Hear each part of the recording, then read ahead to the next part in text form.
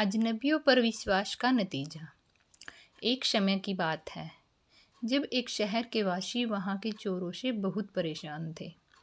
लगातार चोरियों की घटना से सबक लेकर एक बार एक नौजवान पुलिस अफसर ने वहां के सारे चोरों को पकड़ने के लिए रणनीति बनाकर सभी चोरों को पकड़ना शुरू कर दिया। उन्हीं चोरों में से एक शातिर चोर घनु भी था। जब घनु चोर को लगा कि पुलिस भी उसको पकड़ लेगी तो उसने फैसला किया कि वह शहर से कहीं दूर छिप जाएगा। शहर से दूर केरल के किसी सुदूर गांव में वह साधु का रूप धारण कर रहने लगा। घनु चोर बोलने और लोगों को अपनी ओर आकर्षित करने में माहिर था। घनु चोर अब साधु बाबा बनकर गांव में रहने लगा। अपने प्रवचनों से वह लोगों में एक सन्यासी बाबा और ज्ञानी कहलाने लगा। एक दिन उसके पास एक व्यापारी आया और घनु चोर यानी कि साधु बाबा के प्रवचन सुनकर बहुत प्रसन्न हुआ। व्यापारी दूसरे दिन फिर से साधु बाबा के पास बहुत सा सामान लेकर आया और बोला, बाबा, मैं आपके पास अपनी एक समस्या लेकर आया हूँ। कृपया मेरी इस समस्या का निवारण करें। इतना कहने के बाद व्यापारी ने एक पोटली निकाली और साधु बाबा के हाथों में थमाकर बोला, बाबा, आजकल चोरों का आतंक बहुत ज़्यादा है, इसलिए कुछ समय के लिए यह सोने की पोटली आपके पास रख रहा हूँ। साधु ने यह सुनकर कहा कि चलो इस पोटली को किसी सुरक्षित स्थान पर रख देते हैं। उसके बाद दोनों ने एक बड़े पेड़ के नीचे उस पोटली को दबा दिया। अब सारी रात घनु चोर यानी कि बाबा उस पोटली के बारे में सोचता रहा कि यदि यह पूरा सोना मुझे मिल जाए तो वह शादी भी कर लेगा और पूरा जीवन बहुत ही अच्छा व्यतीत होगा। फिर घनु बाबा ने एक योजना तैयार की। वह पूरा सोना लेकर यहाँ से दूर चला जाएगा। उसके बाद वह सीधे उस व्यापारी के घर पहुँच गया। व्यापारी बाबा को देखकर बड़ा खुश हुआ।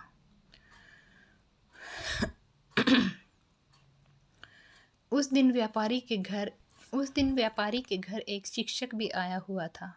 शिक्षक देख रहा था कि व्यापारी साधु बाबा के लिए बहुत सारे पकवान बनाकर उन्हें खिला रहा है।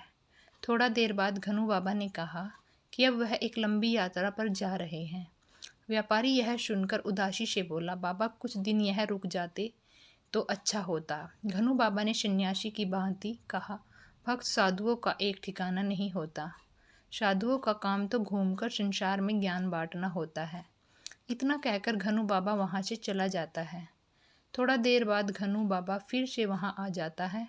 उसके बाद व्यापारी उनके पास वापस आने का कारण पूछता है। घनु बाबा कहता है कि गलती से मेरी धोती में तुम्हारे घर से एक घास का तिनका आ गया है।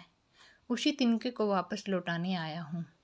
उसके बाद घनु बाबा यह कहता है कि सच्चा साधु कभी किसी दूसरे की वस्तु नहीं लेते। इतना कहकर साधु वहाँ से चला जाता है।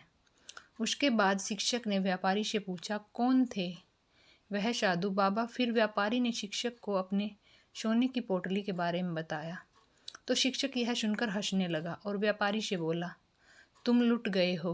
व्यापारी झलाकर बोला, क्या मतलब? फिर शिक्षक ने कहा, कोई भी महात्मा अपनी तारीफ खुद नहीं करते, मगर यह व्यक्ति अपनी ही और साधु बाबा होने की तारीफ कर रहा था।